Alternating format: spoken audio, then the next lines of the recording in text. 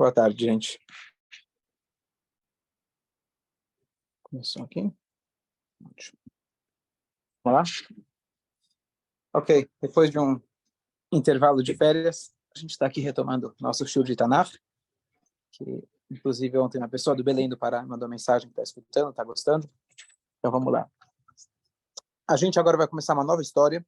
A gente está aqui no período dos Shoftim, são o período dos juízes. É a transição, na verdade, entre o líder Yoshua, que ele fez a conquista de Israel, depois Moshe Rabbeinu, que faleceu no deserto, e agora então eles estão vivendo na terra de Israel, ainda antes dos reis começarem. Então, a gente falou já do primeiro juiz, o Tanakh contou que teve mais um outro juiz e não contou detalhes, e agora a gente vai para a juíza. Então, a primeira coisa estranha, quer dizer, não estranha, mas fora do comum, é que estamos falando agora não de um homem, e sim de uma mulher. Primeira pergunta, por que até agora não teve nenhuma mulher que foi líder do povo de Israel? E a pergunta é porque depois dela também não tiveram muitas. Então, na verdade, na lei judaica, é previsto que existe um rei, não uma rainha. A rainha é a esposa do rei, mas quem manda, politicamente falando, civilmente falando, questão de estrategicamente falando, guerras, etc., quem manda é um rei. Porque esse papel, digamos assim, o homem precisa dele. A mulher não precisa desse papel de autoridade, digamos assim, política, o kavod, etc. O homem busca esse kavod. Mas esse é um papel masculino, assim a Torá coloca para a gente. É um Melech de Israel e não uma Malká. Então, de maneira geral, quando a gente tem na Torá os líderes são homens. Tivemos e temos as matriarcas, temos a Miriam, mas o papel delas é sempre mais estrutural, pelos bastidores. Essa é a natureza que Hashem fez as coisas. A mulher dentro de casa seria como alguém que, uma vez alguém reclamou para um rabino, falou, por que sempre os homens estão sempre aparecendo? E ele falou que, na verdade, a mulher é como o pilar da casa. O pilar você não enxerga, mas ele é o que realmente importa. Então, o homem é aquele que está lá aparecendo, mas ele, às vezes, é o fantoche do que está acontecendo por trás. Então, esse é o papel masculino de maneira geral. Então, ao longo das gerações, talvez ela foi a única, não sei se teve mais alguma que realmente teve esse papel literalmente como líder. Então, a pergunta é por quê? Por que justamente ela? Por que nessa época? E então, um detalhe interessante é que, de maneira geral, o povo aqui estava no momento de transição entre Yoshua, foi um grande profeta, grande líder, já continuando com Moshe, e os reis de Israel, que começou com Shaul, Davi, Shlomo, etc. Esse período de transição, como a gente falou, aos poucos, a presença revelada divina foi diminuindo, se tornou, na verdade, eles foram se assentando na terra no sentido literal, de estar mais conectados com a terra, com o físico, e menos com aquela maravilha que tinha no deserto. E o povo, como a Torá já previa, começou a fazer idolatria, começou a se assimilar. Aqui começou a prova para valer. Então, houve uma decadência do povo. E dentro dessa decadência, literalmente, não haviam homens dignos de poder fazer esse papel. Mulher, pelo jeito, nunca faltou ao longo da história. Afinal, foi Miriam que convenceu o pai para novamente trazer de volta a esposa para dentro de casa, casarem-se novamente. Foi aí que nasceu Moshe Rabbeinu. Elas sempre estavam presentes. As mulheres foram aquelas que não pecaram no bezerro de ouro. As mulheres são aquelas que não choraram por Israel e entraram em Israel.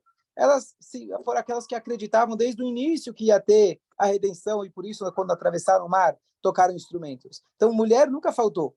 Mas olha que decadência do povo, que não havia um homem digno de poder ser escolhido por Deus para poder ser o líder do povo de Israel. Então, quem assumiu, quem foi escolhido naquele momento foi essa Devorá a Neviá.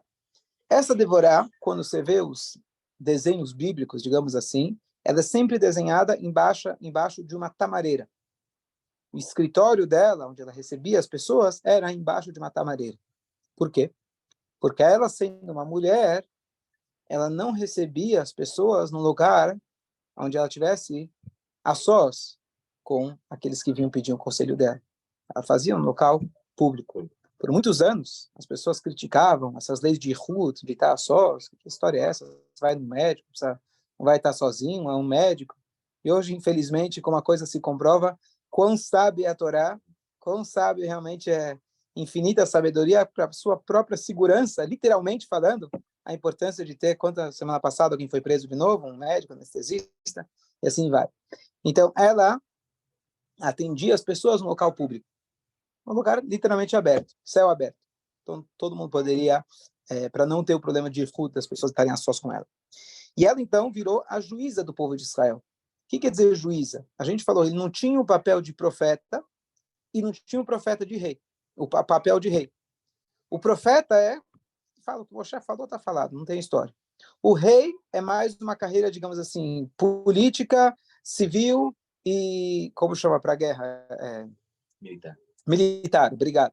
Esse é o papel de um rei. Junto com o rei também se consultava eventualmente com um profeta.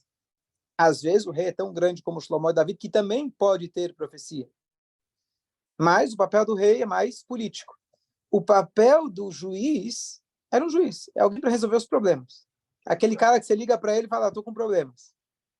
E aí ele talvez não tinha, talvez não, ele não era oficialmente um líder militar.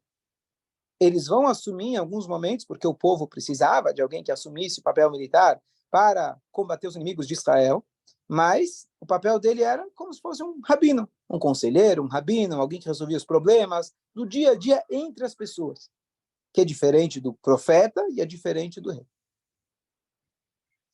E aí, então, vamos ver agora a história, como começou a história de Dvora. O que estava acontecendo, qual que era o momento histórico que o povo estava passando. Então, a gente já falou no início de Shoftim que o momento histórico ele se repete durante todo o livro de Shoftim, que foram mais ou menos 300 anos, que é o povo se assimila, eles são perseguidos pelos inimigos, até que eles fazem chuvá, e aí Deus manda um novo líder. Esse líder comanda uma guerra, eles vencem o inimigo e tem paz por X anos, até que eles se assimilam de novo e aquilo repete, infelizmente. Então, Bnei Israel começa o 4º capítulo do livro de Juízes, ele fala o seguinte: Bnei Israel continuaram pecando perante Deus. E o líder anterior já tinha falecido. E Hashem os vendeu, essa linguagem, subjugou, Hashem os vendeu nas mãos de um rei chamado Yavin, e ele era o rei da província, do lugar chamado Hatzor. Mas ele era um dos reis de Canaã, um dos reis lá onde o povo de Israel estava. Como a gente falou, o tempo todo eles estavam, grande parte do tempo, em conflito com seus inimigos, vizinhos, etc. E ele tinha o famoso comandante chamado Sisra. E esse Sisra era conhecido por ser um verdadeiro rachá, um verdadeiro perverso, e eles eram extremamente fortes. Qual que é a proporção da força do exército deles? Então, continua o 3º versículo e fala, o povo de Israel gritou para Hashem, pediu para Hashem, porque afinal eles tinham 900 carros de ferro, seriam equivalentes aos tanques de guerra. E ele estava oprimindo o povo de Israel por 20 anos. Ou seja, demorou 20 anos para eles fazerem Teshuvah. E aí começa então dizendo, Dvorá e Shai Neviá. Havia uma profetisa, o nome dela era Dvorá, Eshet Lapidot. E aqui é uma coisa muito curiosa e muito bonita. Ela era esposa de Lapidot. Normalmente, né, depende de quem é o marido, quem é a mulher, você fala, você é o marido de fulana? Não, você é a esposa do fulano, depende de quem é a referência. A referência era a Dvora. O marido era como chama, a coroinha, era o vela que acompanhava. Então, ela julgou o povo de Israel naquele momento. Então, o que acontece? O nome dele, ele traz, era Advorá Eshet Lapidot, a esposa de Lapidot. Não sei quem é Lapidot. Que história é essa, a esposa de Lapidot? É relevante o papel dele ou não é relevante?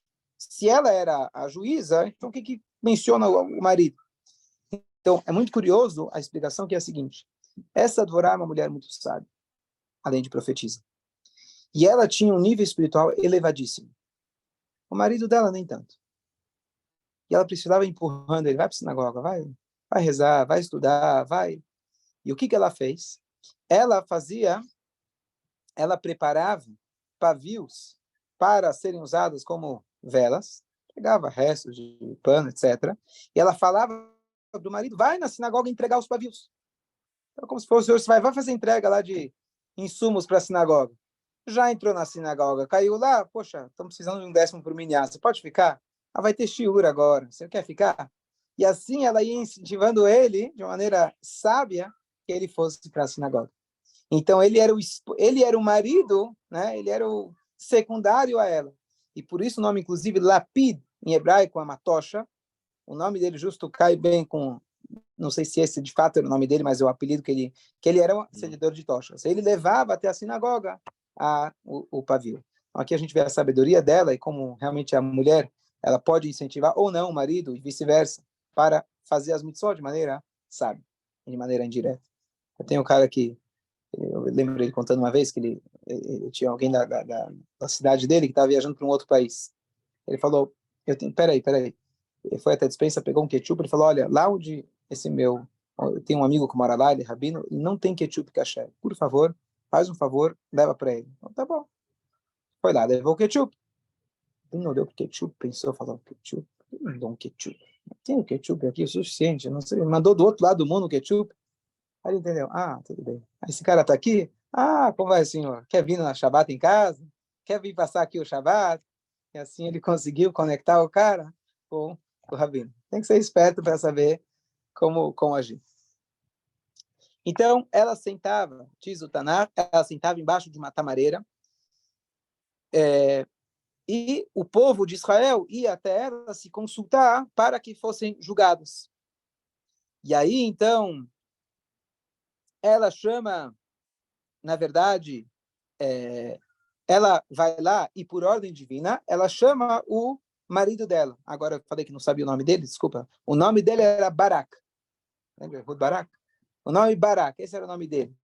Antes ele deu o apelido que era o auxiliador de lampiões, de tochas. Então, ela vai lá e manda uma mensagem para ele, dizendo, fala, olha, Hashem, o rei de Israel, falou, vamos agora se juntar 10.000 homens do nosso povo, das tribos de Naftali e Zvulun. E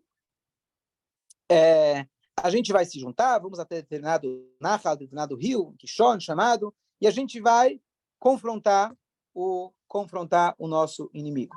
Que era mais ou menos como a história de Hanukkah. A proporção da força, quantidade de exército era muito pequena. Mas Hashem falou, vocês estão garantidos. Então, por quê? Porque Hashem falou que quem teria que comandar a guerra era um homem. Pelo menos militarmente, apesar que ela era profetisa, mas militarmente você não vai mandar a mulher na frente de batalha. Não é o papel dela. E aí, então, nada contra, hoje tem grandes generais, mulheres, etc. A coisa mudou bastante, mas pelo menos no modelo antigo, a natureza antiga, a mulher não tinha essa coragem, esse papel. Então, ele foi fraco. E ele respondeu para ela, olha, eu vou se você for. Intelchimi, vai lá. Se for comigo, eu vou, sozinho eu não vou.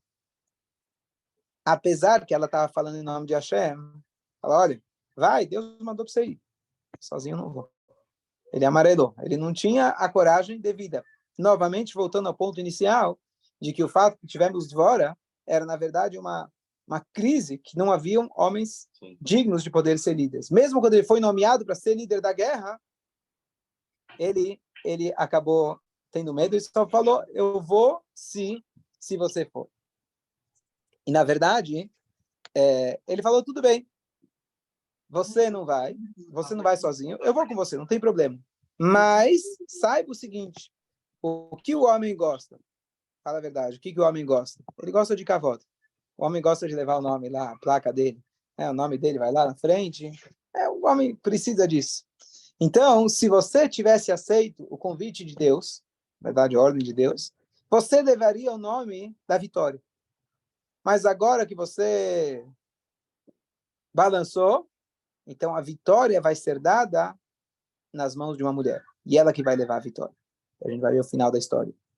Então, aqui é interessante, né? Hashem deu para você a oportunidade, você não pulou naquela oportunidade, não aproveitou, então você vai acabar perdendo aquilo que para você talvez era importante. Hashem te deu uma chance de você se promover, digamos assim. Pula, aproveita. Não é todo dia que passa que você tem essa oportunidade.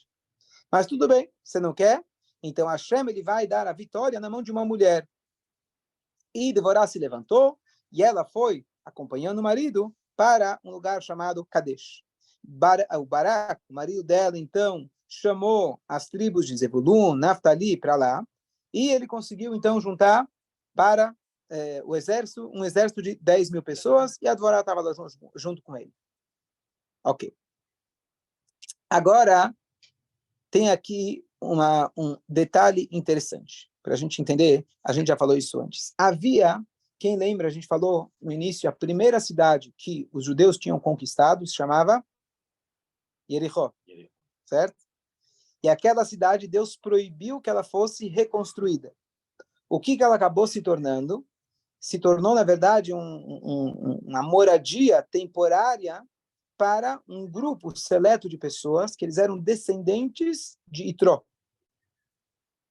Itró era o sogro de Moshe que tinha se convertido, que ele veio lá visitar Moshe no deserto, etc. Ele tinha filhas, tinha 7 filhas, fora, quer dizer, tinha 6 mais a Tzipora, então, a esposa de Moshe, então ele teve seus descendentes. E esses descendentes eram extremamente sagrados, extremamente elevados.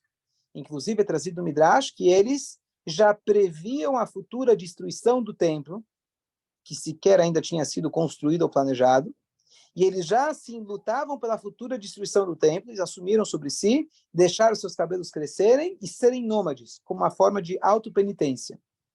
Algo que não é recomendação a todos, mas pessoas de alto nível espiritual.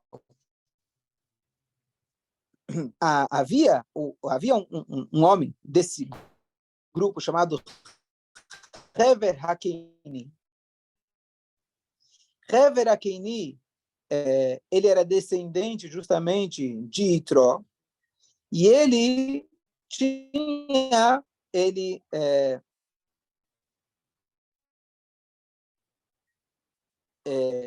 tinha se afastado, tem opiniões exatamente o que foi, e ele, o Sisra era o inimigo, e ele tinha como se fosse um acordo de paz, não era um pacto, um acordo de paz, ele tinha paz. Então ele era descendente de convertido, digamos assim, ele já não é originário do povo de Israel, e ele então, eles tinham esse pacto. Lembra dessa informação? Ok. E era descendente de Itró. E aí ele colocou lá a sua tenda afastado do resto do grupo. Bom, o Sisra ficou sabendo, voltando aqui à história da guerra, o Sisra ficou sabendo, Mordecai, me fala se está ouvindo direitinho, que aqui travou. Estamos ouvindo. Ok, obrigado. Então, o Sisra deu um comando para todos, avisou lá para as tropas que eles começam a mobilizar os 900 tanques que eles tinham. Se eles tinham 900 tanques, quanta infantaria eles tinham? Você pode imaginar. Eles só tinham 10, nós eram em 10 mil combatentes. E ele então começou a mobilizar todo o exército dele. E Dvorá vira e fala para o Barak, levante-se, porque hoje Hashem deu Sisra na sua mão. Hashem vai sair na sua frente. O Barak ele vai em direção à batalha e os 10 mil homens atrás dele. Então, ele, quer dizer, ele aceitou o compromisso com a esposa lá, dando apoio. E Hashem, então, ele destruiu todo o inimigo. Hashem destruiu todo o inimigo de Sisra, todo o exército de Sisra. Eles morreram, quer dizer, com a batalha, eles foram decapitados com a espada, e Sisra, ele acabou desertando. Ele viu que ele estava perdendo, e aquele tal do capitão, que é o último a sair do barco, não fez exatamente isso, como às vezes acaba acontecendo. Já vi aquele videozinho do YouTube que tem tá o marido e a mulher sentados no barzinho, e de repente chega lá um cão bravo. Aí o marido sai correndo, deixa lá a mulher lá. Abandona o barco. O italiano lá, aquele navio que também bateu não sei aonde, primeiro a fugir foi ele. Então, ele desertou. E ele saiu, quer dizer, ele saiu, abandonou, ele viu que o avião explodiu, ele pulou de paraquedas, então ele viu que estava perdendo, ele saiu do seu carro de ferro e ele fugiu. O Barak foi correndo atrás do exército e todo o exército foi combatido, foi derrubado. E não sobrou nenhum. Enquanto isso, o grande, famoso, temível general Sisra estava correndo. Aonde ele foi? Ele foi para a tenda de Yael, que era a esposa daquele homem que tinha se afastado do outro grupo, que eles tinham um acordo de paz entre eles. Não está muito claro como que surgiu esse acordo entre eles. Ele falou, bom, se eu tenho aonde eu posso me escapar, é o cara que é judeu. Ele é judeu e eu tenho acordo de paz com ele. E aí ela sai em direção ao Sisra. E ele fala, por favor, meu senhor, entra, fica à vontade, a tenda é sua. Ele entra lá e ela cobre ele com um cobertor, deixa ele à vontade. E aí ele fala, ele está cansado da batalha, e ele fala para ela, por favor, me dá um pouquinho de água, estou com sede. Ela então abre um pote, um barril de leite e dá para ele beber. Ele fala para ela, olha, fica aí na porta, se alguém perguntar, será que tem alguém aí? Você fala que não tem ninguém. Tudo bem. E aí tem aqui um Midrash que conta que ela, na verdade, ela se colocou à disposição dele. Ou seja, tiveram uma relação. Ela é uma mulher extremamente recatada, tzadek, etc. Mas ela entendeu que isso era necessário para o plano dela poder acontecer. Então tem duas opiniões. Uma que ela de fato teve relação ou não. E ela teve seis ou sete, preciso conferir agora, 7 relações com ele. Por quê? Para enfraquecer ele. Você pode imaginar que força que ele tinha, né? Ele era realmente, não era à toa que ele era um general. E depois, cara, deu para ele comer, beber, ele estava cansado da batalha. Depois disso, então ele desmaiou de sono. Estava lá dormindo. E aí, então, ela se levanta, ela pega a estaca da própria tenda onde eles estavam, da barraca, e ela pegou com a outra mão, como se fosse um martelo, um machado, alguma coisa assim, para poder bater com força. O que ela fez? Ela, então, coloca, como se fosse quando você vai fincar alguma coisa, vai pregar um prego na parede. Ela pegou, então, aquela estaca, que a ponta é afiada, pontuda, para você poder colocar na areia, na terra, e ela coloca na têmpora do Sisra, enquanto ele está dormindo, e ela vai lá e começa a, dar uma martelada diretamente na têmpora dele. A Hashem, obviamente, ajudou para uma mulher fazer isso e ter coragem e conseguir, de fato, matar sem que ele percebesse, tocar na têmpora dele e fazer com a agilidade necessária, e ele morreu. Enquanto isso, Barak, que era o general judeu, estava perseguindo Sisra, estava agora querendo achar, cadê o cara? Cadê o cara? E aí ele sai em direção ao Barak e fala, olha, deixa eu te mostrar aqui uma coisa. Aquele homem que você está procurando, ele está aqui. E aí ele vê lá o cara jazido morto. E naquele dia, então, o Yavin, o rei de Canaan, ele perdeu a batalha, ele se subjugou perante o povo de Israel. E a mão de Israel ficou forte agora e oprimiu o rei de Canaan até que eles acabaram e destruíram também o próprio rei de Yavin. Essa é a história. Então, antes da gente, ainda não terminou, na verdade, agora o próximo capítulo inteiro é a famosa Shirat Dvorah, o Cântico de Dvorah, que ele é paralelo, na verdade, ao Cântico de Moshe, quando eles atravessaram o Mar Vermelho. Você tem aquele cântico, quase a Shir Tará. Então, você tem aqui Vatasha Dvorah, e é um cântico inteiro que ela está, na verdade, agradecendo a Hashem pelos milagres e os detalhes ela menciona os detalhes da vitória, etc. Quem foi que ajudou, e foi a mulher que ajudou, e de fato a Hashem acabou fazendo que a vitória terminou nas mãos de Yael, essa tzadeket, que ela teve essa coragem de se colocar à disposição, com a intenção absolutamente nobre de poder salvar o povo de Israel das mãos desse homem tão malvado. E então aqui a gente termina essa história de Dvorah. Por 40 anos eles tiveram tranquilidade depois dessa vitória. Qual a mensagem para a gente?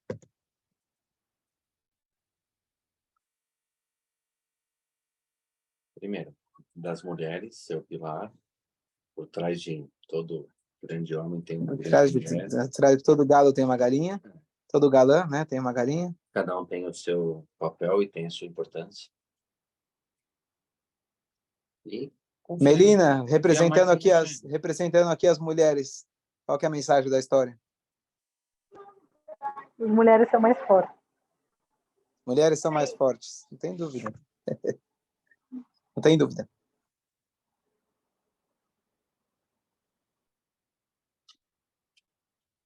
E principalmente, se o chefe te dá uma oportunidade, Você não perde. não perde. Deixa passar.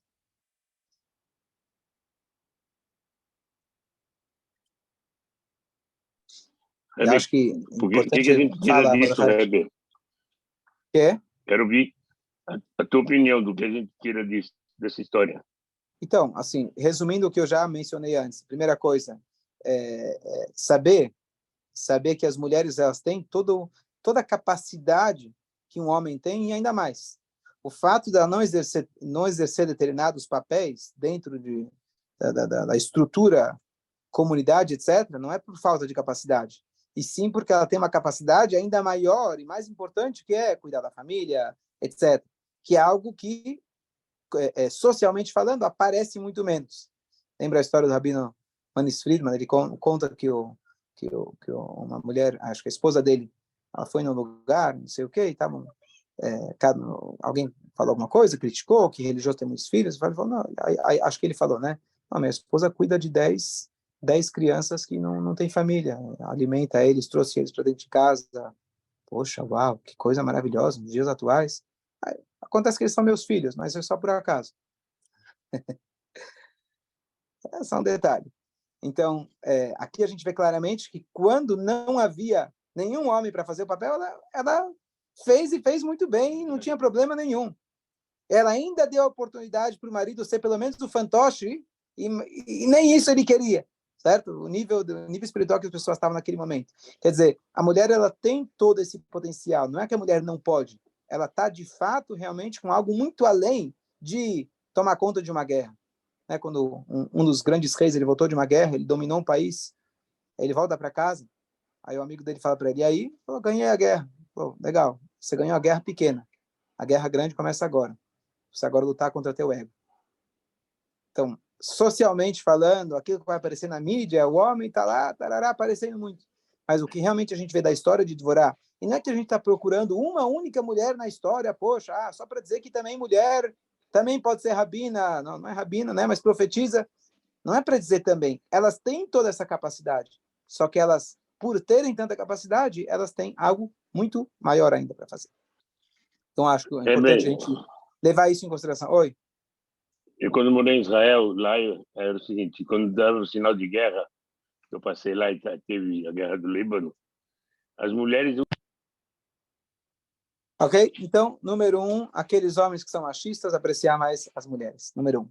Número 2, se você tem a oportunidade que a Hashem dá para você, aproveite essa oportunidade. O que é essa oportunidade? A gente não tem hoje o profeta que fala para você, olha, Deus falou para mim que você tem que fazer isso. A gente não tem. Mas, se eu não me engano, foi o Rabino Jonathan Sachs, Alava Shalom, que ele falou, como você sabe qual a sua missão de vida? É claro, fazer Torá, mitzvot, etc. Mas qual é a sua missão? Se eu não me engano, as palavras que ele falou, que eu achei muito bonita, muito sábia, ele falou, se você tem um potencial, um dom de escrever, de falar, de cantar, de ajudar as pessoas, se você tem um dom, e aquele dom é algo que você sabe fazer, aquilo que você sabe fazer, tem um dom realmente para fazer aquilo, você sente uma paixão por isso, e é algo que o mundo precisa disso, pode ter certeza que esse é o seu chamado. Claro, usar isso de maneira que vai trazer um benefício para o mundo. Então, se você tem esse chamado, você não precisa que a Hashem te dá uma ligação, fala, olha, vai lá, faz aquilo, que aí seria muito fácil, né? A ideia é que se você tem esse chamado, aproveita. Aproveita, porque se você não fizer, vai sobrar para outro. A Hashem está te dando uma chance, às vezes, quando a gente vai para o Kinos Ashluchim, eles dão dicas de fundraising, se pedir dinheiro para as pessoas. E eles falaram uma coisa bonita, que é verdade na visão da Torá. Você chega e tem que pedir para alguém. Eu não quero pedir dinheiro para alguém. É chato, né? Que ser humano quer se colocar numa situação de pedir. Você quer dar, você não quer pedir. Mas você tem que ir com a moral, pensando o seguinte, olha, eu tenho um projeto aqui muito bom, importante, que a Hashem quer da gente que isso aconteça. Eu estou te dando a chance de você participar. Quer, não quer, vai sobrar para outro. Que a sinagoga vai ser construída, a casa de Deus vai ser construída, esse é o plano de Deus, isso vai acontecer. A questão é se você vai entrar, vai ter a chance de entrar ou não. Não quer? Problema teu. Tem gente que levou isso ao extremo, tem um famoso rabino na Califórnia, que ele não gostou de um cheque que alguém deu para ele achou que não era um valor suficiente de acordo com a proporção do cara, ele rasga o cheque na frente do cara. Alguns se impressionam, outros não. Mas a ideia é assim, se você der essa coragem de entender que a Hashem dá para a gente oportunidades.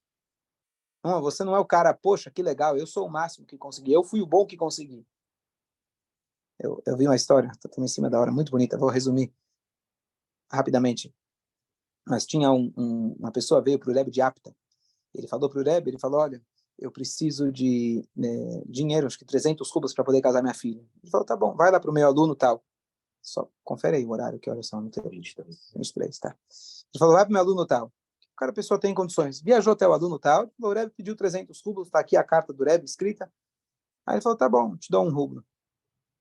1 rublo? Tá bom, te dou 2. Te dou 5. Olha, não te dou 1, mas já que o Rebbe, né? Eu conheço o Rebbe, eu entendi que ele está querendo que eu dê um pouco mais que o normal. Ele me conhece, ele sabe que eu não vou dar 300 rublos. Mas tá aqui 5 rublos. Ele falou, não, eu não aceito. Ou você me dá os 300 rublos que o Rebbe falou, ou eu volto para lá e falo que você não fez o que ele pediu. Aí ele foi aumentando, até que chegou no número e falou, daqui eu não passo.